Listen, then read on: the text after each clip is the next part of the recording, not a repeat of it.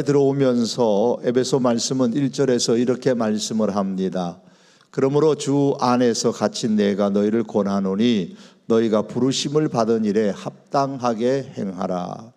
너희가 너희 이제 에베소 교회 성도들이죠. 저와 여러분들입니다. 우리 성도교회 교우가 여기 성경의 말씀에 의하면 에베소 교회 성도들이고 우리들입니다. 옥중에 있는 바울이 우리 성도들에게 뭐라고 말씀하느냐?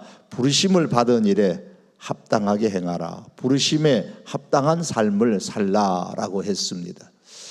하나님의 부르심을 받지 않는 사람에게는 그러니까 지금 전하는 말씀이 해당되지 않는다는 겁니다. 내가 하나님의 부르심을 받았다라는 믿음이 있는 사람을 향하여서 그러면 부르심에 합당한 삶을 살아야 한다라고 말씀하시는 겁니다. 다시 말하면 세상 흘러가는 대로 뜻없이 그럭저럭 살면 안 된다는 거예요. 의미 있고 가치 있게 하나님 보실 때에 의미 있고 가치 있게 살아야 된다라는 말씀입니다.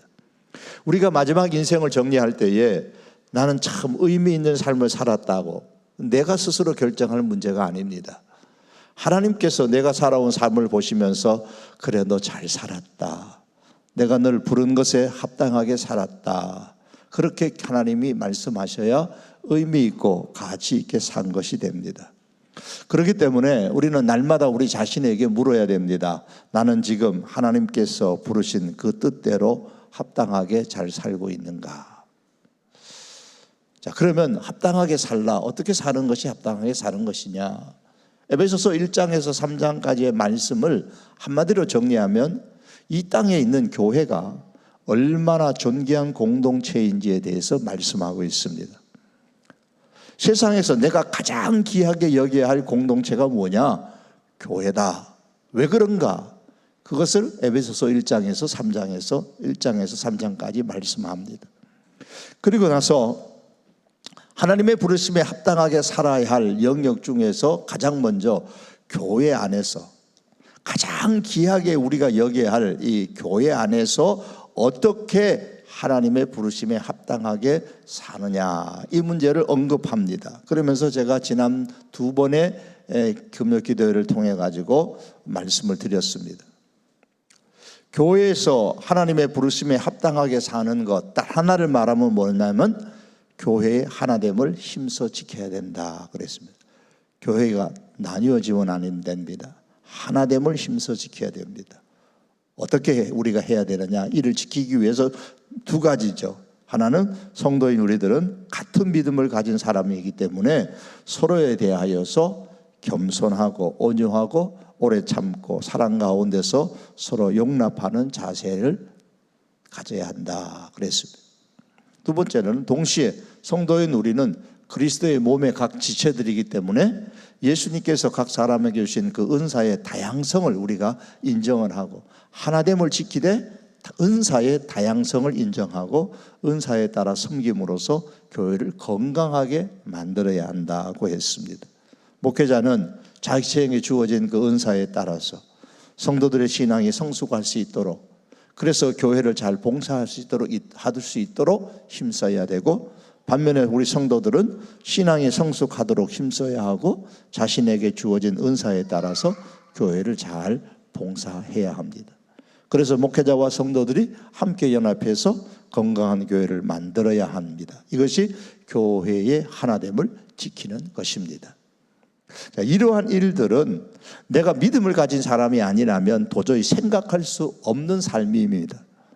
믿음을 가지고 교회가 얼마나 존귀한 공동체인가를 깨달은 사람만이 이 두 가지를 행할 수가 있습니다. 오늘 본문은 이제 세 번째에 교회 안에서 합당한 삶을 살려면 어떻게 살아야 하느냐 이 세 번째예요. 오늘 말씀의 핵심은 뭐냐면 새 사람의 삶을 살라라는 겁니다. 새 사람의 삶은 믿음을 가졌을 때에 비로소 가질 수 있는 삶입니다. 믿음이 없을 때에는 상상할 수가 없는 삶이죠. 그러므로 믿음으로 나의 신분이 변했다라는 것을 아는 것이 매우 중요합니다. 거지가 왕자가 되었으면 가장 먼저 자신의 신분이 왕자로 변했다는 사실을 스스로가 깨닫고 인지해야 됩니다. 그래야 거지 행동을 버리고 왕자로서의 행동을 하게 되는 겁니다. 그래야 우리가 새롭게 변화된 나의 신분에 걸맞는 삶을 살 수 있기 때문에 믿음으로 내 신분이 변했다라는 사실을 먼저 우리가 인식해야 하고 깨달아야 됩니다. 오늘 본문은 새 사람으로서 새 사람답게 사는 것에 대하여서는 25절에서 32절의 말씀에서 말씀합니다. 그리고 이것을 말씀하기 전에 그 새 사람이면 반대로 뭐도 있었어요? 옛사람도 있었다는 거죠. 그래서 17절에서 24절의 말씀에는 믿음을 갖기 이전, 신분이 변하기 이전에 옛사람의 삶에 대하여서 말씀을 하고 있습니다. 저와 여러분들은 모두 다 예외 없이 믿기 이전에는 옛사람의 삶을 살았고 믿음 이후에는 새 사람에 속한 삶을 살게 됩니다. 옛사람의 신분이 있고 새 사람의 신분이 있습니다. 어머니의 태중에 있는 아기는 어머니 태중 밖에 삶이 있다는 사실을 전혀 알지 못하는 것처럼 옛사람의 상태에 있을 때에는 새 사람의 삶이 있다는 것, 새 사람이 뭔지조차도 알지를 못합니다.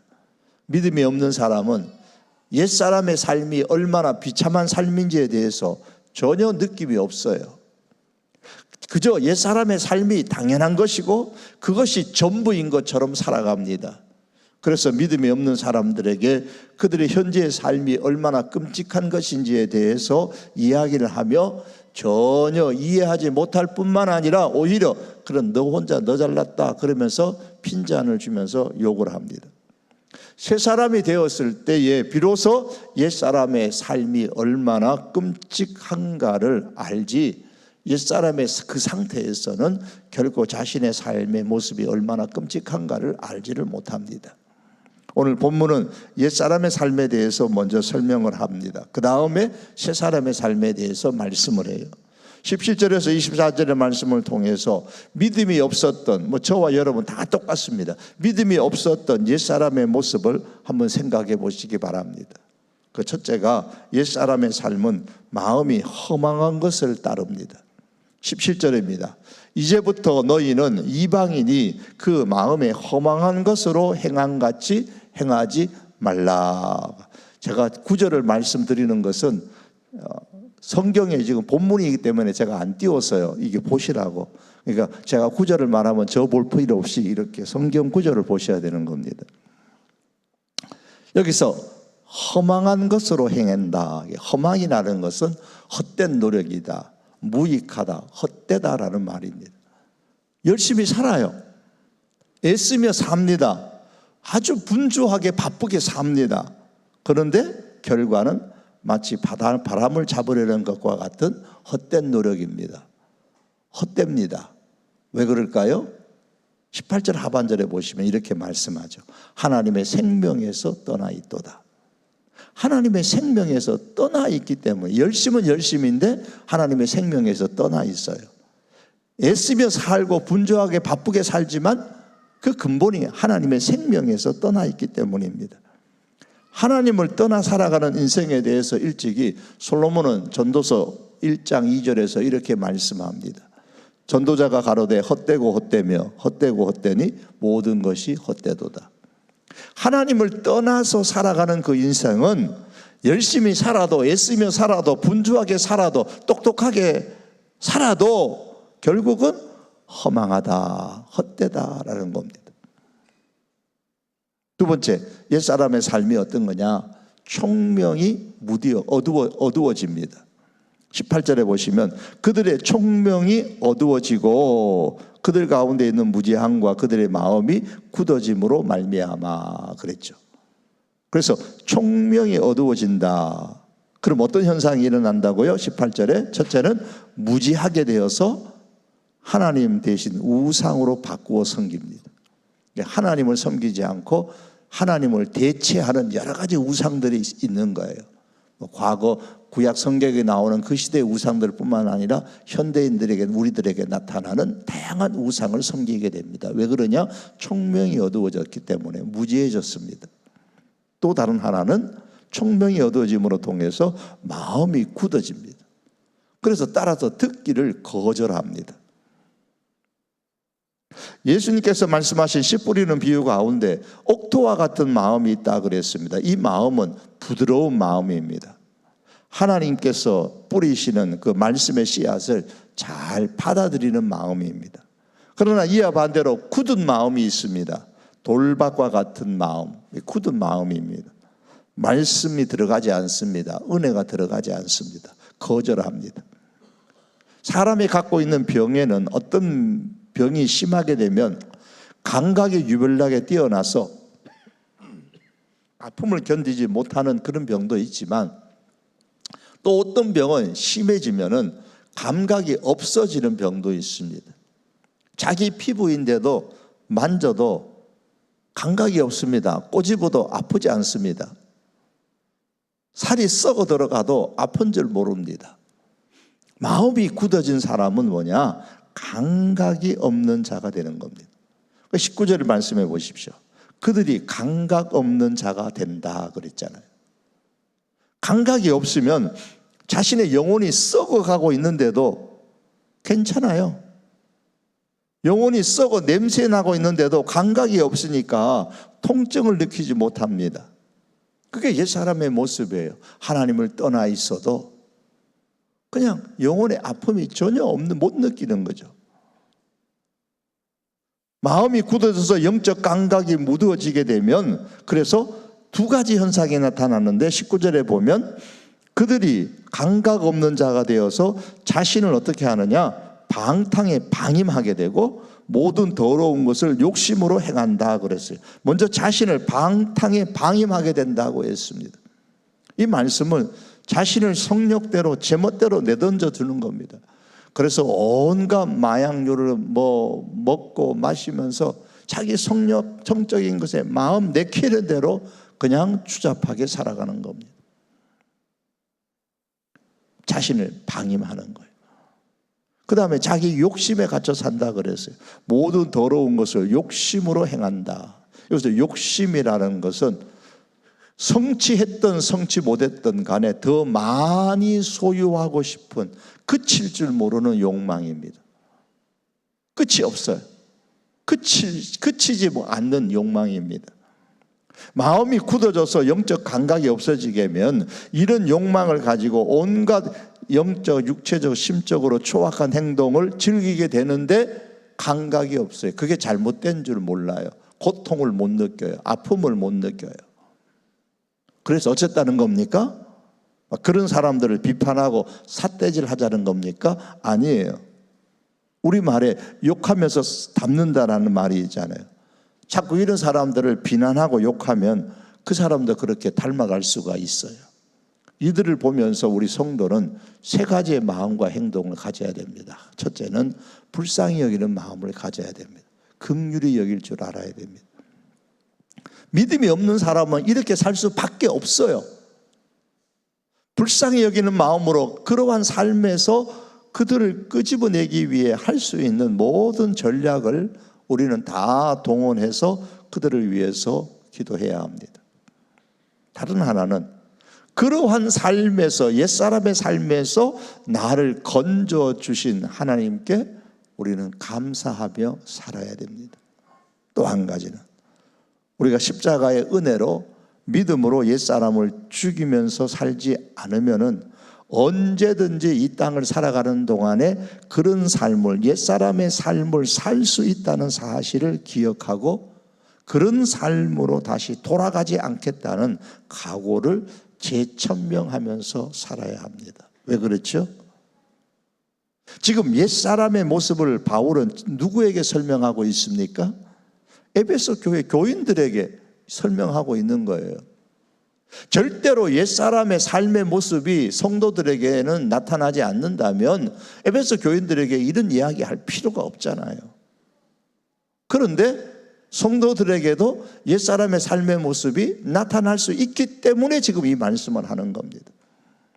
우리가 새 사람을 입은 사람의 삶을 살려고 애를 쓰지 않으면은 우리의 육체의 구원은 아직 완전히 완성된 것이 아니기 때문에 비록 신분은 변했다 할지라도 아직 우리의 구원이 완성된 것이 아니기 때문에 육체를 가지고 교회를 다녀도 언제든지 옛사람의 삶으로 돌아갈 수 있다는 겁니다.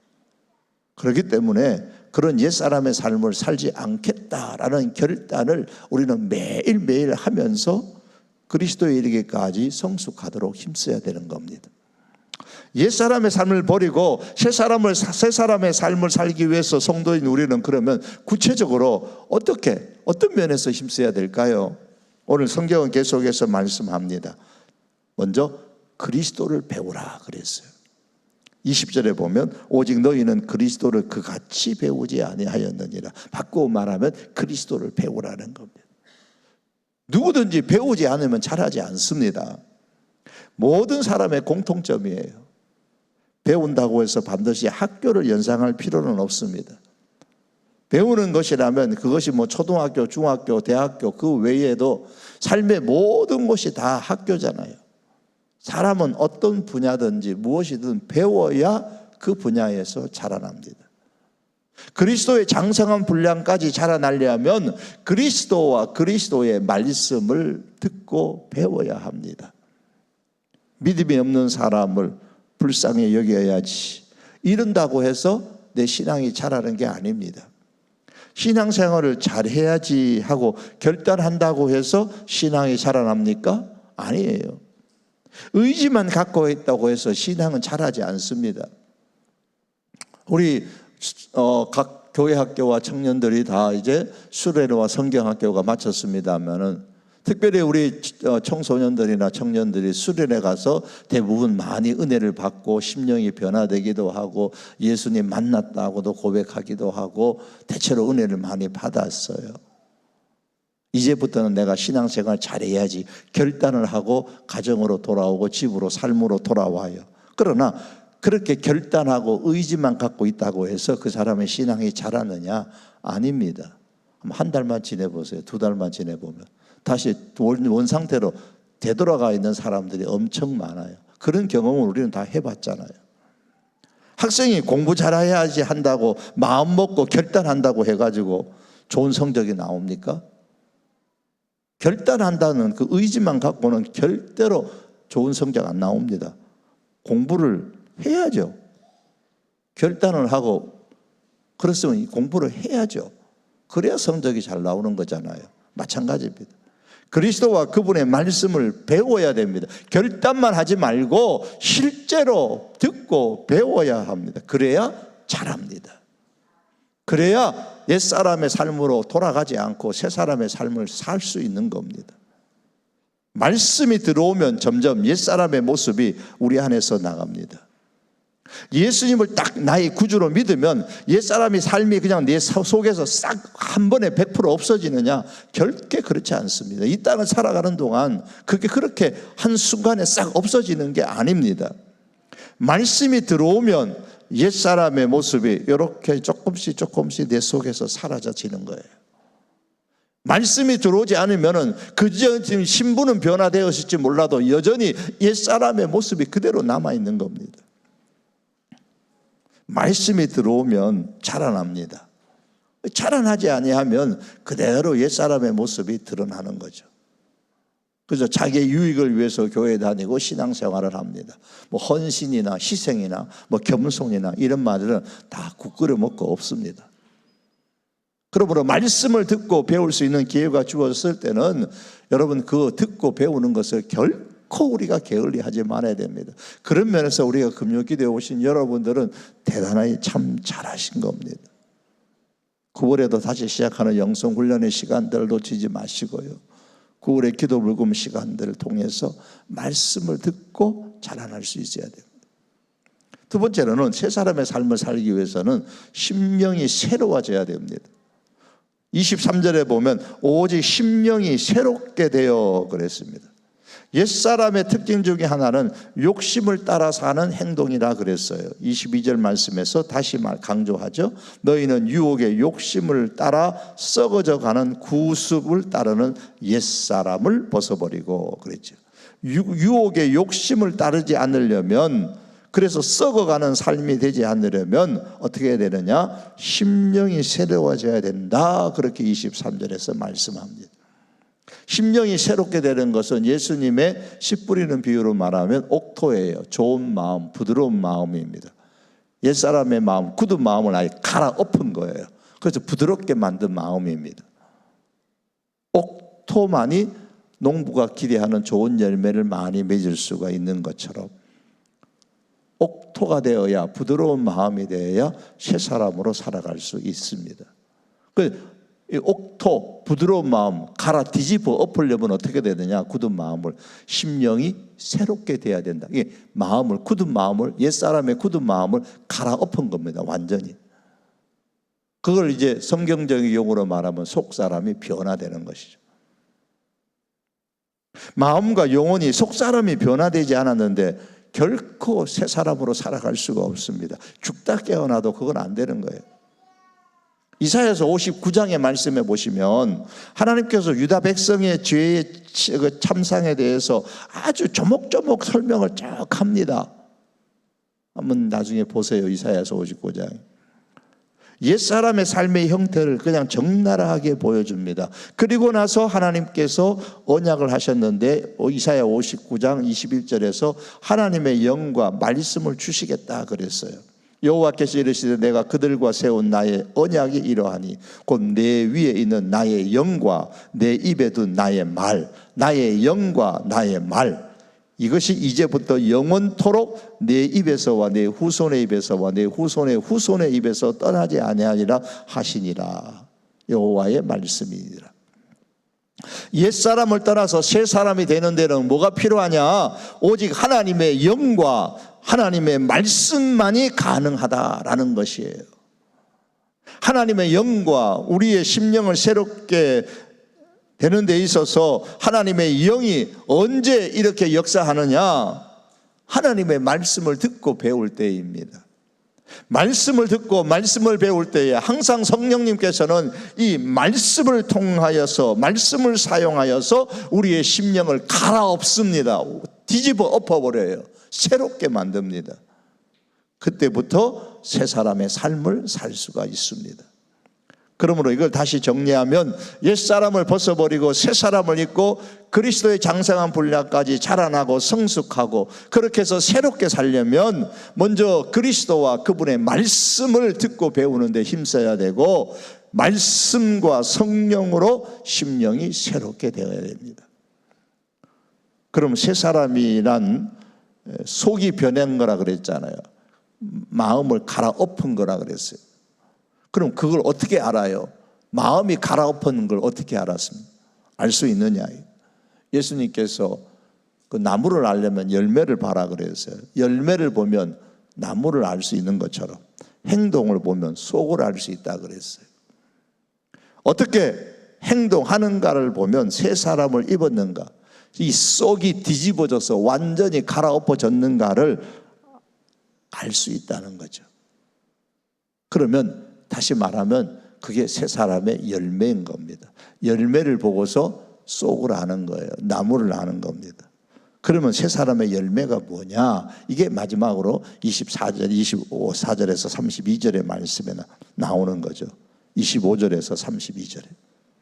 자, 25절에 보면 그걸 28절에 그런즉 거짓을 버리고 각각 그 이웃과 더불어 참된 것을 말하라. 이는 우리가 서로 지체가 됨이라. 28절에도 더러운 말, 4장 29절에 4장 29절의 말씀 9절입니다. 무릇 더러운 말은 너 입 밖에도 내지 말고 오직 덕을 세우는 데 소용되는 대로 선한 말을 하여 듣는 자들에게 은혜를 끼치게 하라 그랬습니다. 자, 먼저 25절에 나오는 거. 두 말의 공통점은 뭐냐면 말이 달라져야 되는 거예요. 말이 달라져야 돼요. 새 사람은 말이 달라져요. 거짓말된 말을 버리고 참된 말을 합니다. 더러운 말을 버리고 덕을 끼치는 은혜로운 말을 합니다. 더러운 말이라는 것은 사람의 심령을 썩게 만드는 말, 부패하게 만드는 말, 그 말을 통해서 사람의 마음을 썩게 만들어요. 예를 들면 어떤 외설적인 말, 독설적인 말들, 악의적인 소문을 퍼뜨리는 말들, 이런 것들이 다 뭐냐면은 이 더러운 말들입니다. 이런 말들은 사람을 속을 쌍하게 만들고 속을 썩게 만드는 거예요. 왜 이 거짓말을 버리고 참된 말을 해야 하고 더러운 말을 버리고 은혜를 끼치는 말을 해야 되느냐? 그 이유는 25절 하반절에 보면 이는 우리가 서로 지체가 됨이라 그랬어요. 그 이유가 뭐라고요? 우리가 서로 지체라는 거예요. 그리스도의 몸에 우리는 지체라는 겁니다. 이걸 알아야 됩니다. 그리스도의 몸의 지체인 나도 지체이지만 우리 교회 안에서 다른 분도 다른 그 그리스도의 몸의 지체이잖아요. 그래서 그리스도의 몸의 지체인 다른 성도에게 하는 거짓말은 곧 몸이신 예수 그리스도께 하는 거짓말이 되는 거예요. 이걸 아는 거예요. 예컨대 김 지사님에게 한 거짓말, 김 지사님에게 한 더러운 말을 하는 것은 그것은 그 김 지사님에게만 거짓말, 더러운 말을 한 것이 아니고 근원으로 올라가서 몸 대신 예수님께 거짓말하는 것이고 더러운 말을 하는 것입니다. 그렇기 때문에 새 사람을 입은 사람은 지체인 성도들에 대해서 저분은 그리스도의 몸의 지체다라는 사실을 깨닫고 알기 때문에 거짓말을 버리고 참된 말을 하는 겁니다. 이게 새 사람의 말이 달라지는 모습이에요. 두 번째로는 행동이 달라집니다. 보세요. 26절에 분을 냈으면 오래 품지 말고 분이 죄를 짓는 행동으로 확산되기 전에 빨리 화해를 해야 됩니다. 분을 내어도 죄를 짓지 말며 해가 지도록 분을 품지 말라 그랬죠. 27절에는 도둑질하는 자는 다시 도둑질하지 말고 돌이켜 가난한 자에게 구제할 수 있도록 자기 손으로 수고하여 선한 일을 하라고 했습니다. 남에게 해를 끼치는 행동, 여기서는 도둑질이라고 했죠. 남에게 해를 끼치는 행동을 하는 사람은 그 행동을 버리고 남에게 선을 끼칠 수 있도록 자기가 구체적으로 행동을 수고하는 행동을 하라고 했습니다. 또한 31절에서 32절의 말씀에 보면 악의를 버리고 친절과 긍휼과 용서하는 행동을 해야 된다고 그랬어요. 행동이 변하는 겁니다. 현재 우리에게 버려야 될 옛사람의 모습과 해야 할 새 사람의 모습 중에 여러분 어떤 모습이 더 퍼센트별로 강하게 나타나고 있습니까? 만일 옛사람의 모습이 현재 내 삶에서 더 강하게 나타나고 있다면 둘 중에 하나일 것입니다. 아직 내가 예수님을 정말로 안 믿든지, 즉 새 사람이 못 됐든지, 아니면 영적인 어린아이, 새 사람이 되어져서 신분은 변했지만 아직 영적으로 어린아이 수준에 있든지 둘 중에 하나일 것입니다. 어쨌든 어떤 경우든 간에 그리스도를 배우는 데 힘써야 됩니다. 그분의 말씀을 배우고 듣는 데 힘써야 됩니다. 그러면 성령께서 말씀을 통하여 그 사람을 변화시키는 겁니다. 그리고 자라나게 만듭니다. 그렇다면 왜 우리가 이런 새 사람의 삶을 살아야 될까요? 이렇게 살지 않으면 마귀가 틈을 타고 우리 안에, 내 안에 들어오기 때문이에요. 27절에 뭐라 그랬습니까? 마귀에게 틈을 주지 말라 그랬어요. 마귀는 틈만 있으면 우리한테 들어오려고 하는 거예요. 그래서 자꾸 옛사람의 삶으로 돌아가게 만들려고 하기 때문에 분이 났을 때는 빨리 화해하도록 힘써야 되고, 내 입에서 거짓말이 나가지 않도록 또한 행동이 주의해야 되는 겁니다. 또한 이렇게 하지 않으면 성령을 근심하게 하는 사람이 되기 때문이죠. 30절입니다. 하나님의 성령을 근심하게 하지 말라. 그 안에서 너희가 구원의 날까지 인치심을 받았느니라.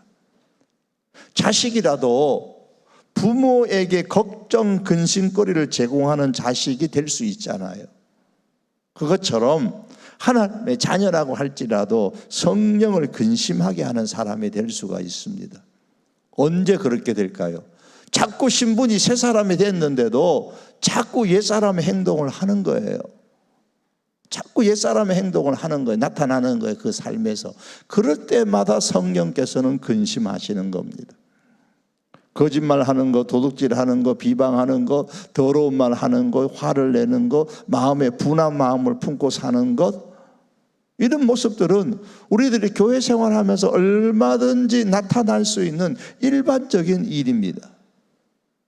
그런데 이런 일상적인 생활의 모습이 마귀에게 틈을 주기도 하고 성령을 근심하게 할 수가 있습니다. 이걸 좀 더 심각하게 말하면 나의 이러한 행동들이 마귀로 하여금 우리 성도교회 안에서 활개를 치며 다니도록 만들어주는 겁니다.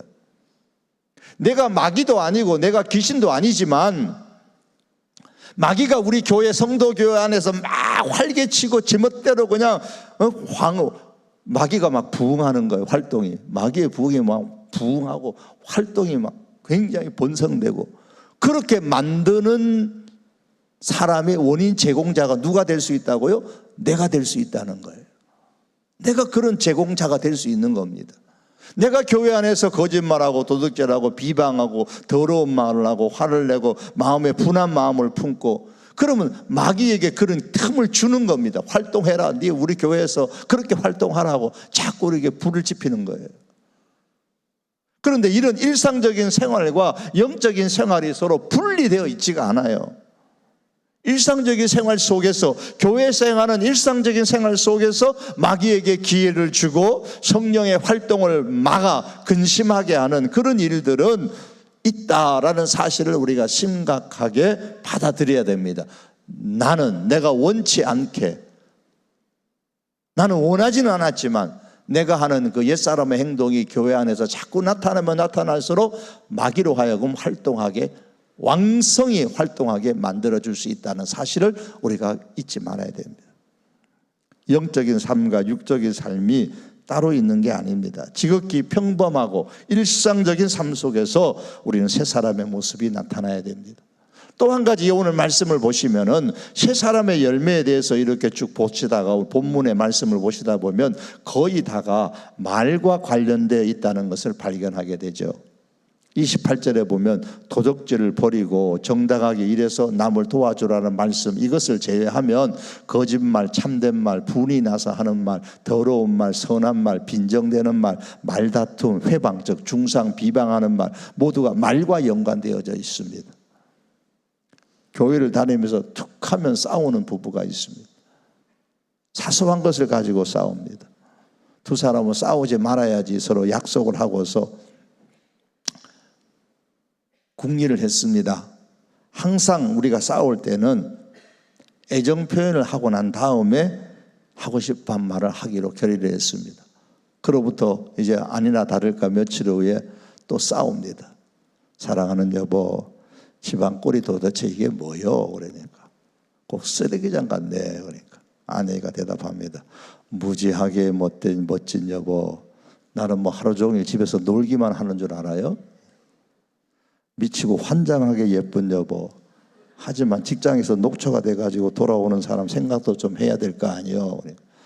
까무라치게 사랑하는 여보, 하지만 나도 오늘 많이 바빴다고요. 매력이 철철철철 홍수가 날 정도로 흘러넘치는 여보, 그렇지만 내 몸이 터져 죽도록 사랑하는 여보, 그래도. 그러다가 두 사람이 마치 내 깔깔깔깔 웃음을 터뜨려버리고 싸움은 더 이상 이어지지 않았다고 합니다.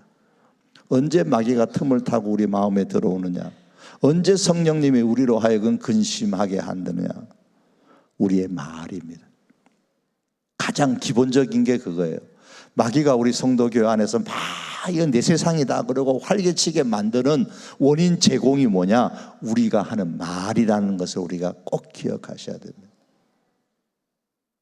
내가 어떤 말을 하느냐에 따라서 마귀가 활동하게 할 수도 있고 성령이 활발하게 활동하게 할 수도 있습니다. 그러므로 교회의 하나됨을 힘써 지키는 데 있어서 우리가 교회 안에서 신경 써야 될 가장 기본적인 것이 뭐냐? 바로 이 말입니다. 말. 교회 안에 말이 많잖아요. 말을 조심해야 됩니다. 또한 새 사람으로 제대로 살려면 무엇을 버릴 것인가에 몰두하기 이전에 무엇을 행할 것인가에 더 중점을 두고 우리가 행동을 해야 됩니다. 갈라디아 5장에 보면 새 사람의 마음에는 두 가지 마음이 있다고 했습니다. 하나는 성령의 마음이 있고 다른 하나는 육체의 마음이 있습니다. 새 사람이 됐는데도 성령의 마음이 있고 육체의 마음이 있어요. 에베소 본문의 말씀대로 하면 옛사람의 마음이 그대로 남아있고요, 새사람의 마음도 있는 거예요. 어떻게 하면 육체의 마음을 우리의 마음에서 쫓아내고 새사람의 마음만 가득 차게 할 수가 있느냐. 갈라디아서 5장 16절은 거기에 대해서 이렇게 말씀합니다. 내가 이르노니 너희는 성령을 따라 행하라. 성령을 따라 행하면 어떻게 되느냐? 그리하면 육체의 욕심을 이루지 아니하리라. 성령을 따라서 행하면 육체의 욕심을 이루지 않는다 그랬어요. 육체의 욕심을 이루지 않으려고 이것도 버리고 저것도 버리고 이것도 행하지 않고 저것도 행하지 않고 그러다가 자꾸 뭐 이것도 버리고 저것도 버리고 이거 안 해야 돼 저것도 안 해야 돼 자꾸 그러다 보면 스트레스가 받아갖고 마음이 더 위축되고 중간에 포기하게 됩니다. 안 돼. 이것도 버리고 저것도 버리고 이것도 하지 말고 저것도 하지 말고 온 사방에 보니까 다 하지 말아야 되고 다 버려야 되고 그러다 보면 아예 중간에 안 돼. 그리고 포기하고 맙니다. 어둠을 쫓아내는 가장 좋은 방법은 빛을 비추어주는 것인 것처럼 육체의 욕심을 이루지 않을 수 있는 비결은 뭐느냐? 적극적으로 성령을 따라 행하는 겁니다. 그리하면 육체의 욕심이 저절로 사라지는 거예요. 어둠이 사라지는 것처럼. 그래서 오늘 본문의 말씀에서도 버리는 것에 집중하는 것은 소극적인 대처 방법이고 하라는 것에 집중하는 것은 적극적인 대처 방법입니다. 옛사람을 버리는 최고의 방법이 뭐냐? 새사람으로 사는 겁니다. 본문에 보시면 새사람의 열매가 내 삶에서 주렁주렁 열리도록 새사람으로 사는데 우리가 힘을 집중하여서 살아가면 됩니다. 예컨대 회개할 때도 하나님, 내가 아무개 지사님한테 거짓말을 했습니다. 내가 그 사람한테 잘못했습니다. 용서해 주십시오. 그렇게 기도도 할 수 있겠지만 그보다도 오히려 더 나아가서 아무개 지사님한테 은혜를 끼치도록 말하지 못한 것을 회개합니다. 거짓말한 것, 은혜를 끼치지 못한 것에 대해서 내가 회개합니다. 덕을 세우지는 않았지만 거짓말을 하는 경우도 있잖아요. 그럴 때 우리는 말합니다. 내가 뭐 거짓말했나? 사실을 말했을 뿐인데. 사실을 말하는 것은 선한 말이 아닙니다. 은혜를 끼치는 말이 아닙니다. 나는 사실을 말했기 때문에 자신이 잘못이 없다고 당당하게 말하시는 분이 가끔 계시는 것 같아요. 사실을 말해도 은혜를 끼치지 못할 수가 있습니다. 거짓말하지 않았어요. 맞습니다. 그러나 사실일지라도 교회에 덕을 세우지 못하고 은혜를 끼치지 못할 수도 있습니다. 그러므로 거짓말하지 않는 것을 당당히 하지 말고 교회 안에서 덕을 세우지 못하고 은혜를 끼치지 못한 것에 대해서 우리가 회개해야 되는 겁니다. 화를 내지 않은 것에 대해서 자랑할 것이 아니라 불쌍히 여기지 못한 것, 용서하지 못한 것에 대해서 우리가 회개해야 되는 겁니다. 이제 말씀을 맺겠습니다. 여러분, 하나님께서 우리를 부르셨습니다. 그렇다면 그 부르심에 합당하게 삶으로써 이 땅에서 우리의 인생을 마칠 때에 우리 하나님께서 보실 때 잘 살았다 인정받는 우리들이 되어야 되지 않겠습니까? 그러려면 먼저 교회 생활에서 교회의 하나됨을 힘써 지켜야 됩니다. 그 세 번째 오늘 말씀은 새 사람을 잊고 살아가야 됩니다. 새 사람의 삶을 사는데 우리가 집중하여 살아야 됩니다. 이 새 사람으로 살기 위해서 우리가 어떻게 집중합니까? 그리스도의 말씀을 듣고 그 말씀을 배우고 거기에 힘쓰십시오. 그러면 성령이 그 말씀을 듣고 배우는 가운데 우리의 심령을 갈아엎어 새롭게 만들어 갑니다. 자꾸 새롭게 만들어 성장하고 자라나게 만듭니다. 그리고 일상에 우리가 교회 생활을 하시면서 많은 분들을 만나시잖아요. 만나실 때에 말과 행동이 변화되어져서 우리 좋은 성도 간의 인간관계를 맺는 데에 힘쓸 수 있기를 바랍니다. 특별히 기초적인 말에 우리가 신경을 써서 잘 함으로 통해서 우리 성도들과 좋은 관계를 맺는 가운데서 부르심에 합당한 삶, 교회의 하나됨을 지켜 나아가는 우리 멋진 우리 성도 교회, 우리 교우들이 우리 함께 될 수 있기를 축복합니다. 기도드리겠습니다. 하나님 아버지,